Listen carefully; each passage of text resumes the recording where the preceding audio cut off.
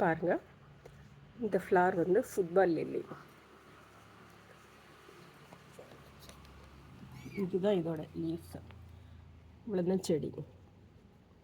இந்த செடியிலேருந்து ஒரு ஸ்டம்பு வந்து ஹைட்டாக வந்து அதில் வந்து ஒரு ஃப்ளவர் வரும். இந்த ஒரு ஃப்ளவரும் நிறைய குட்டி குட்டி அந்த பெட்டல்ஸ் வந்து எப்படி இருக்குன்னு பாருங்கள். அதுவும் ஒரு ஃப்ளவர் மாதிரி தான் இருக்கும். அது மொத்தமாக சேர்ந்து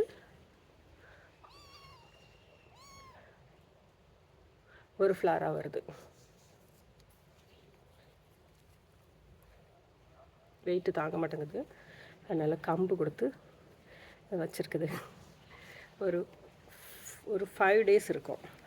அதுக்கப்புறம் இந்த ஒரு பெட்டல்ஸும் குட்டி குட்டி ஃப்ளவர் மாதிரியே இருக்கும். அந்த ஒரு ஃப்ளட்டஸும் அதெல்லாம் தனித்தனியாக கீழே விழ ஆரம்பிச்சிடும். அதுக்கப்புறம் அந்த செடி அப்படி போயிடும். அதுக்கப்புறம் மறுபடியும் இந்த செடி இருக்குல்ல, இதிலேருந்து இதேமாரி ஒரு ஸ்டம்பு வரும் வந்து அதில் ஒரு பூ வரும். இது என்றைக்கு வருதோ அன்றைக்கி தான் அதில் ஒரு பூவே வரும். நல்லா இருக்குதா?